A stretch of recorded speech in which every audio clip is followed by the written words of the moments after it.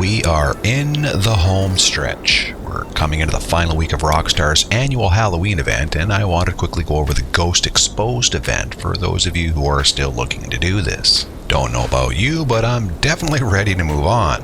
I'm not sure why, but Rockstar always spreads the Halloween event over one full month, more than any other event.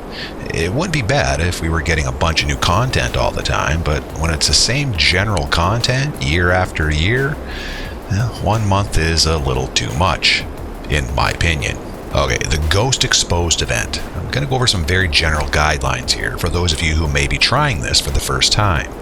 First, there's a total of 10 ghosts that must be photographed to complete the event. You have to take the photos using your phone, and the image must be clearly visible in the frame. Once you successfully take the photo, you'll get some money in RP, and the ghost will be gone. For good. There's no redo on these. If you get too close to the ghost, it will disappear. But not to worry. You just need to move back a little, and you'll notice that it magically reappears again. There are 10 specific areas on the map that the ghost will appear, and each of these areas will have at least 2 possible spawn locations in that area. Each ghost will be available to photograph for 1 in-game hour before they disappear. And lastly, contrary to popular belief, you do not need to photograph all 10 ghosts in one night. In fact, you can't. You see, the final ghost will only appear when you have completed the first 9. But my point here is that if you miss a ghost or you just run out of time, simply wait until the next night to carry on where you left off. Now, I want to expand on this last point I made here. There seems to be a ton of videos out there that go over the Ghost Exposed event, and after watching them, you'd probably be inclined to believe that you'd have to complete the first 9 photos in one night, which you don't. But what it does, like a lot of other things in this game, is throw down an unspoken challenge. The challenge being, can you complete all photographs of the first 9 ghosts in one night? Well, the answer to this is, it depends. If you're a newbie and just starting out and don't own any of the specialized vehicles I'm about to go over, then no, unfortunately you will not. For this year, the locations of the first 9 ghosts are spread all over the map, so if you're traveling on the ground, you will not be able to complete this in one night. If this is you, don't sweat it and just do what you can over multiple nights until you've completed them. If you're an individual with a lot of disposable income, my recommendation is to use the F-160 Raiju. Now, this can be done with a Mark II, but even using this is going to be cutting it close. If you want a stress-free experience of doing this all in one night, the F-160 is your vehicle. Alright, so here's the path. Before jumping into this, and if you want to complete this all in one night, I would strongly recommend memorizing the 9 locations. It's just going to make things easier and allow you more time to be doing other things, like concentrating on the photographs and planning your next stop. Remember, you only have 1 in-game hour, which equates to 2 real-time minutes between stops. The less you need to do, the better. Okay, so you'll start this off at the cemetery in Los Santos. The first ghost appears at 1900 hours or 7 p.m. What you'll want to do after you arrive at each location is to pull up your map and place a waypoint on your next destination. Remember, if you've memorized this should be a very quick and easy task. The ghost at the cemetery will either be on top of the church or above the stone monument on the little island. From here, you need to head all the way to Sandy Shores and find this small abandoned trailer. The ghost will appear on either of the 2 sides of the trailer. If you're using the Raiju like I am here, I would recommend getting out.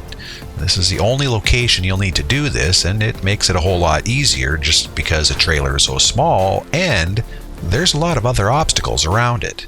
It's just not worth the time and effort to fly to either side looking for the ghost. So remember to mark your next location, take the picture, and then get back to the Raiju.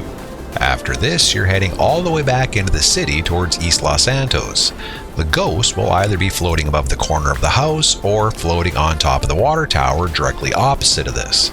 You'll have plenty of time once you arrive, so just make sure you mark your next location and then wait for the photo. From here, you're going all the way back to the desert, almost the southern end of Grapeseed. This is by far the longest distance you'll have to travel, and my main reasoning and recommendation for using the F-160. The ghost will appear on either side of the abandoned bus. Remember again to mark your next location, and then once it spawns, take the picture and begin heading south again. Next up is Madrazo's house located in Pacific Bluffs.